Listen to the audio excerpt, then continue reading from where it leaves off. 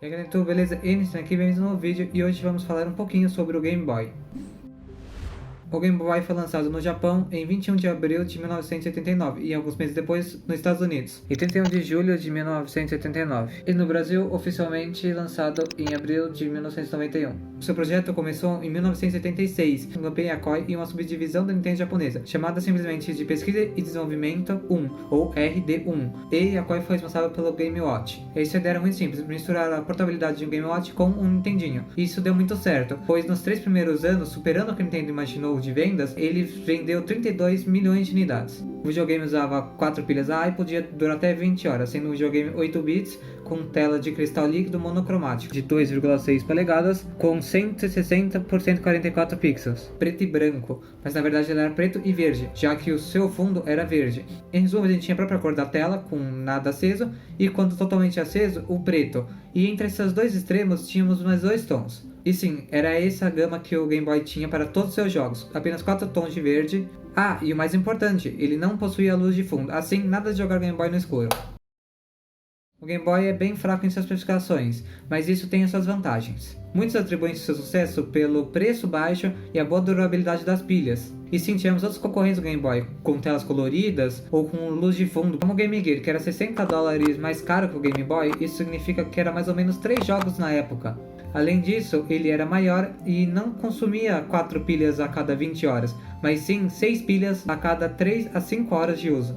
Além, logicamente, do lançamento ter sido um pouco depois, e com isso o Game Boy já estava bem estabelecido e com bastante jogos. Então esse era um grande problema, os consoles eram maiores, mais pesados, consumiam muito mais bateria, que era um preço que tinha que sim que ser considerado na época, além do próprio equipamento ser mais caro. E todos os outros que tentaram nessa época tinham mais ou menos os mesmos problemas, então provavelmente esses foram os motivos para nenhum deles serem tão bem sucedidos como o Game Boy foi. Bem, agora vamos falar de algumas versões do Game Boy, como o Play It Loud, lançado em 95 e foi uma coleção de várias cores diferentes do Game Boy. Ele não tinha nada diferente dos demais. Foi lançado em 95 e foi a primeira coleção do Game Boy a possuir diferentes cores. A versão transparente foi exclusiva para a América do Norte. Já no Reino Unido recebeu uma estranha versão de um time de futebol. E tirando essas cores, ele era literalmente igual ao Game Boy original. Em 96 foi lançado o Game Boy Pocket. Além de ser mais leve, utilizava apenas 2 pilhas AAA, diferente das 4 AA do Game Boy original. A sua duração de bateria era de 10 horas, metade do que a original, que era de 20, e ele possuía uma tela de 2,56 polegadas, praticamente a mesma do original, mas sendo 30% menor. Sua tela era branca, então sim, esse de verdade era um Game Boy que tinha imagens preto e branco. Também tivemos o Game Boy Light, exclusivo para o Japão, em 1998. Seu diferencial, obviamente, era que ele possuía luz de fundo. Utilizava 2 pilhas a menos que o Game Boy original, e seu diferencial, obviamente, era a sua luz de fundo, podendo durar até 20 horas com ela desligada e apenas 10 horas com a luz ligada. O interessante era que ele também tinha uma tela branca igual ao do Game Boy Pocket, então os seus jogos também ficavam preto e branco. Porém, a luz que iluminava a tela era verde, então acabava que ficava muito parecido com o Game Boy original, mas logicamente com luz. O interessante era que essa iluminação chamava Front Light. Diferente de um celular, por exemplo, que a luz vem de trás, a Front Light é uma luz que vem de baixo, nesse caso, para cima, iluminando a tela de baixo para cima. O interessante é que o excesso de luz é mandado para cima, assim não vindo diretamente para o seu olho. Então ele não machucaria seu olho quando você estivesse acabado de acordar ou no escuro absoluto, através do excesso de luz como o celular faria. Sim, eu não tenho um Game Boy Light, mas o Game Boy SP da primeira versão é excelente para usar como exemplo, já que ele usa o mesmo tipo de iluminação. E essa foi a última versão do Game Boy, e depois de 6 meses foi lançado o Game Boy Color. Esse foi o primeiro videogame portátil Nintendo a receber luz de fundo. Ele só recebeu essa Front Light depois, no Game Boy Advance SP em 2005.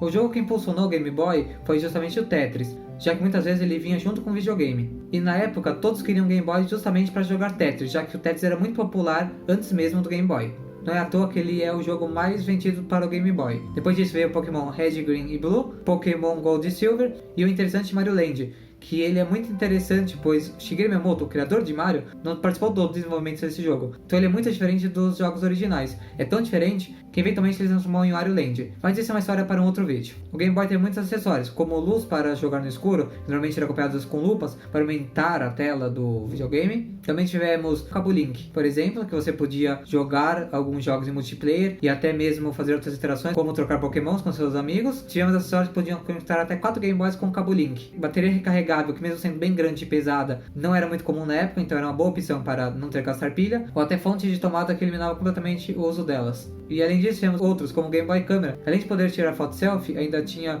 minigames e aquelas famosas caras assustadoras que todo mundo comenta. E junto com ela também teve o Game Boy Printer, que você podia imprimir as suas fotos ou fazer algumas interações, como em Pokémon, quem coletava 100% podia imprimir um pequeno certificado confirmando que ele pegou 100% dos Pokémons. O Game Boy Printer era uma impressora que não utilizava tinta, mas sim um papel térmico, que através do calor era impresso, exatamente igual aquelas notas de mercado, por exemplo. E, logicamente, muitos outros acessórios bizarros foram lançados, como o sensor de peixes para pesca, ou uma máquina de costura, ou até mesmo uma espécie de fone de ouvidos, que na verdade tinha um tubo para um médico adicionar algum gás tranquilizante ou anestésico para você fazer algum tipo de operação médica. E com isso você pode sim arrancar um dente enquanto você joga Kirby. Is this real life? Eu sei que o Game Boy tem muito mais história do que isso, seus sucessores, acessórios e uma infinidade de outras coisas que podia falar aqui. Porém, hoje eu só queria mostrar ou relembrar um pouquinho sobre esse incrível console.